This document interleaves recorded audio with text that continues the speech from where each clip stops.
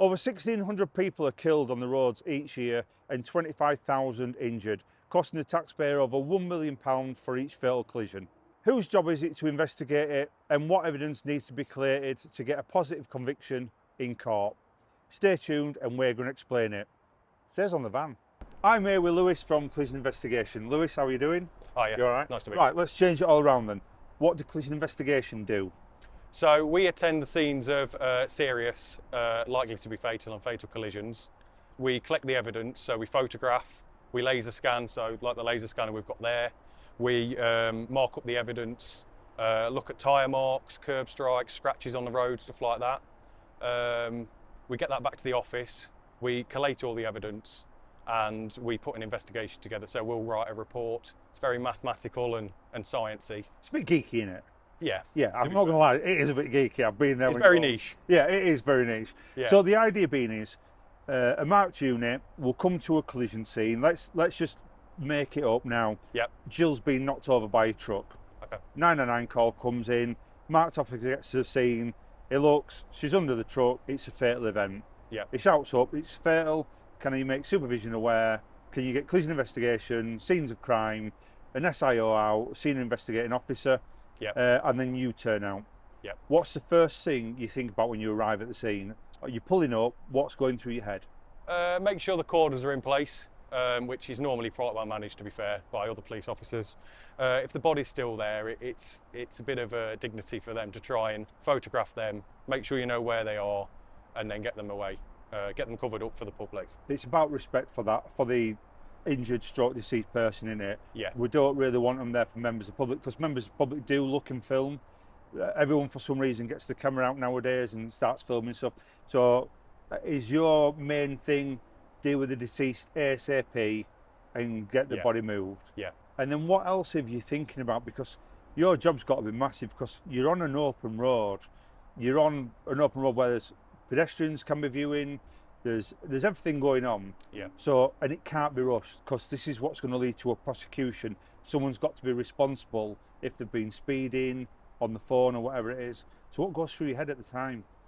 You're managing all of those different things, basically. What you said, it can't be rushed, so people don't understand what they do really. So we go, well, why have you been at the side of the road for 2 hours? You know, well, that takes time to scan. That's actually less time than what we used to have, which was TPS, plotting manually. So that sped it up a lot. But it's no good if we just go there and go, right, 10 minutes, off we go, and then we've lost all the evidence, because we're never going to get that again. Yeah. With the road closed, especially if it's major road like M6 or something. You've got people say it's costing this many pounds a minute to close it, but it's about the family and it's about getting closure for them and getting the evidence correctly. In regards to something like a fatal then, and all the ones you go to, what is one of the main causes for most fatals, would you be saying? The statistics don't lie, you know, it's mostly to do with speed. If it's not to do with speed, we get some medical episodes, somewhere people are tired, but it's mostly to do with speed, drugs, alcohol, right? That kind of stuff. And how many times per week are you called out? There's no rhyme or reason. The last few years we've been to about 100 or so jobs. Right. We don't do an investigation on all of them. Some of them are no further action. Some of them they make a recovery. But obviously we go to every fatal or likely to be fatal. Some don't make a recovery, unfortunately. Because like you said, you'd rather over-egg it and get more evidence as possible, because you can't recreate it. So exactly. Where you might have to check under a car, have a car lifted up for tyres. Yeah. There's no point, because we have had one or two in the police where from years ago you will recover a vehicle. Yeah. And you check it and you think, oh no, it's fine. You give it back or something, and then the person proves fatal 4 months down the line, and you'd be like, well, we can't go back now, and that vehicle's being crushed by an insurance company. Exactly. You've got to have it all done and dusted, because anything can go on. People can survive for a certain amount of time after a collision, and then unfortunately pass away. So all these have got to be thought about. So what do they carry in the back of the vans for collision investigation? Lewis, explain, please. Normally it's a bit more organised than this. Right. However, so we've got like a deployment kit, so that's got my high vis in, keep me safe on the road. Yep. Just general, you know, stuff for yourself. Sun cream, because you can be out there for ages. You got a kettle? Not with us, no. Ooh, Got bottled water, but it's right, cold. there you go. Yeah, right. We've got something. A cold, hot bottle of water. Yeah. Yeah. Just general stuff like disposable gloves, wipes, stuff like that. Boring stuff really here. Spray paint.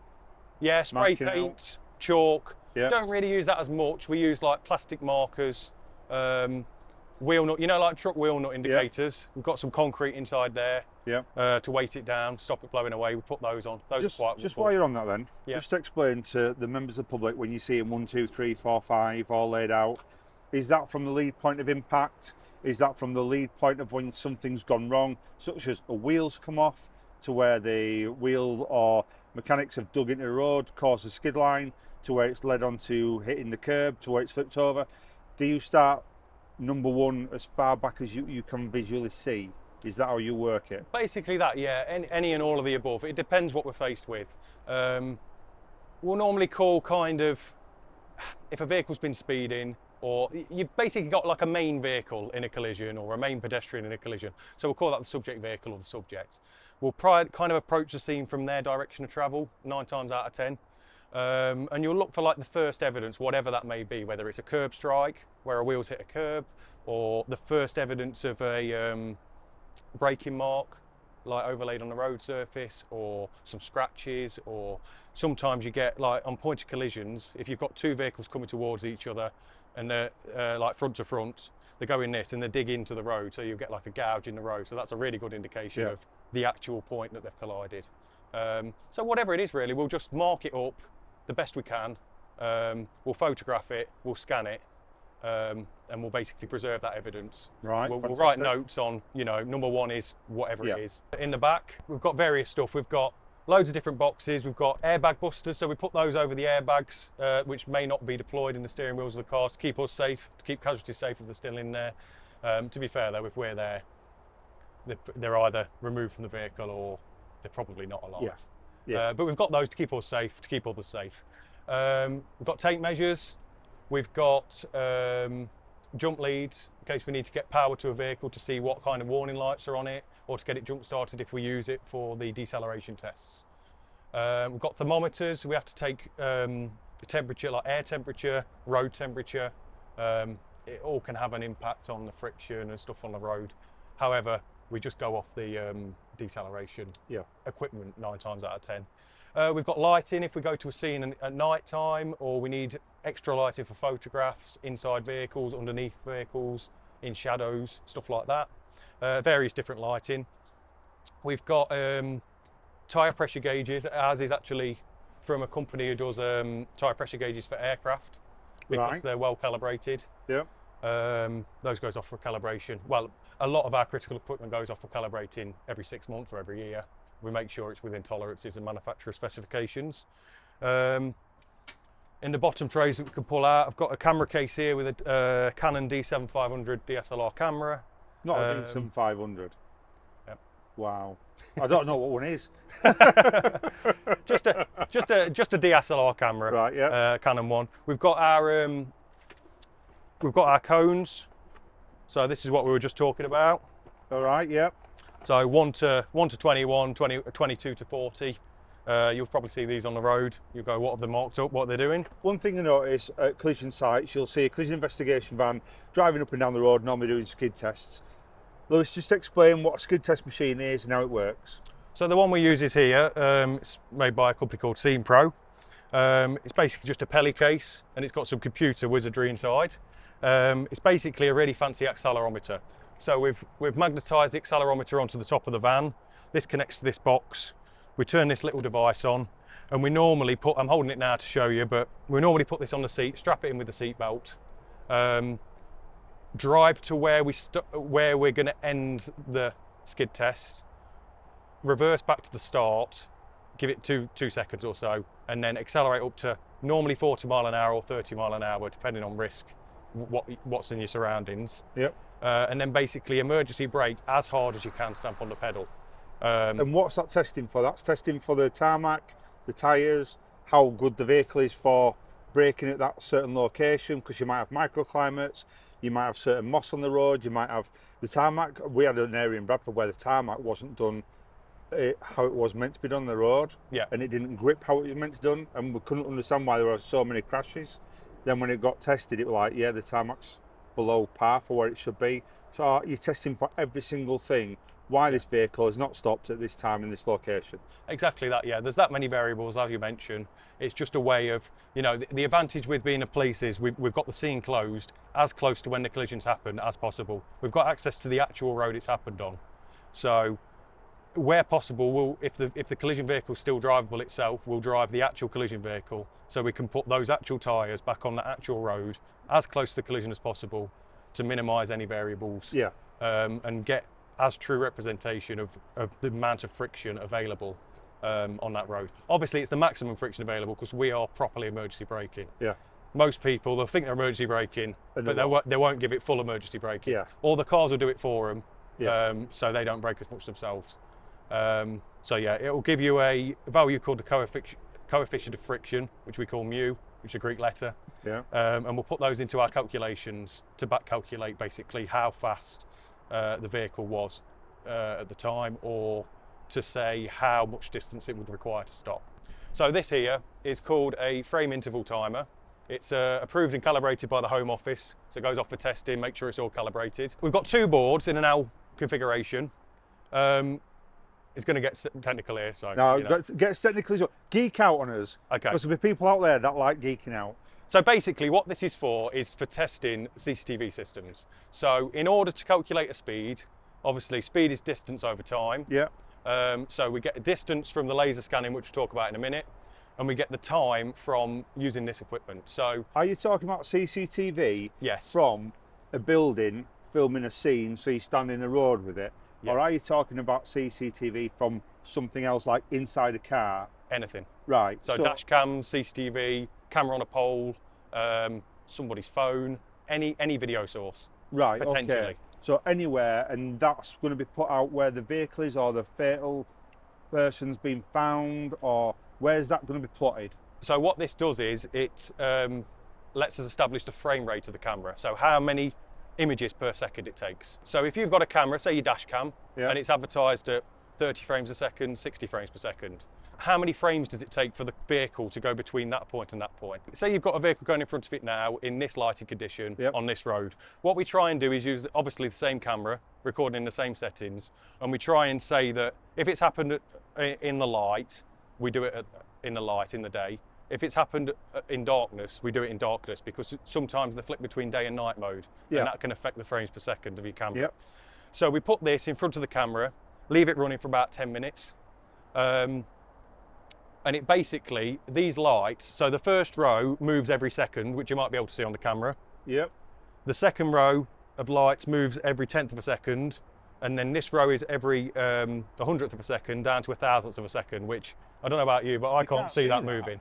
So it's that fast. So I don't know exactly, but the human eye refreshes at about 60 frames per second, something like that. Wow. You could detect stuff up to that level. Yep. Anything past that, your brain plays a trick on you and kind of merges it into one motion. Really? Wow. So we've got an L shape, which is what I was going to say before. That is to test something called rolling shutter. So if you think about your old cathode ray tube kind of TVs, where it filled in from the top in lines, yep. You can basically get it. You're talking fractions of a second, but it all matters at this level of detail. It can fill in, say, from the top left to the bottom right, and you get something called rolling shutter, which is basically it records this different parts of the images at different times. Yeah, fully understand. Very slightly different times. Yeah. So this basically encapsulates all of that and gives us exactly what frame rate whatever video source is recording at. Right. So let's say it's 25 frames per second. It's going to be, every frame interval is 0.04 seconds. So 25 times 4 and make your full second. Obviously, don't try and do maths because I can't. No, exactly. So tell us about the laser scanner then and how that works. So the laser scanner replaces the TPS, yep. How you used to do it manually. Basically, it works on a technology called LiDAR. So you've got, that stands for light detection and ranging. So it shoots out basically laser beams, really cool. Shoots out laser beams. It'll pick up a 3D object. So the only thing it struggles with a bit is glass and reflective surfaces. So it does really good muscles. So if it hit me, it'd like make me look more Adonis-like. It'll be true to form. It'll be true to form. You mean it showed me as being fat with man boobs? And me. I'm putting my hands like that now, so I'm putting myself up. Right, go on. So it shoots out lasers basically, and it will shoot it 360 degrees. So this bit in the middle, this ball, will spin round like this. Right. So you've got like a mirror and it shoots out laser beams straight line, and then this will rotate at the same time. I'll set you up doing a scan now if you want, and it will just shoot. Would we be around. able to get the footage of that scan to put over this video? You can do, yeah. So you're now scanning this area now, so this is going to show a scan. Yeah. And we're going to override this on the video, is that right? Yeah, exactly. So it's basically sending out laser beams, 360 degrees, so it will shoot up into the air, it will shoot the trees, the building, on anything, just not right underneath it. Yeah. But it will send out laser beams, and it will basically detect objects, and it will shoot, reflect them back, and it basically does a calculation of how much time has it took for that laser beam to travel from this to the object and back to it again. A bit like a speed gun. Exactly. It uses light detection and ranging technology. So that will build up an internal picture. It's just routed to a USB stick inside. And it'll have millions and millions of points, and it'll assign an X, Y, Z coordinate in 3D space to each of those points. You'll bring it back in on a piece of computer software, and you'll basically stitch it together. So obviously we're just doing one scan here, but say you've got a 300-meter long motorway scene, you're going to be doing 50 scans, 100 scans, stitch them all together, because this has only probably got a 20-30 meter range, and then it starts losing detail. Yeah. So you'll stitch them together. Yeah, we can overlay this footage of what this scans, although it will have us two in the scan. Which is brilliant. Because normally we walk around it so we're out of the scan. Yeah. No, we call it the scanner dance. How long does it take to do a scan then, a full scan? Of a scene? Yeah. It depends how long the scene is. So each individual scan, you can have different settings. Say it's just this now, just where this, we are, yeah. Just this now, set on the settings it's set at, which is medium quality, and it's taking pictures as well, right. Is 1 minute and 51 seconds. So if you can see on the screen, it's got 19 seconds, 17 and seconds that's left. It? For one scan. Yeah, for one scan though. Yeah. So that's what it takes to deal with a fatal collision in the police. If you like videos like this, please like, subscribe and follow, and we'll see you next time for some more. Ciao for now.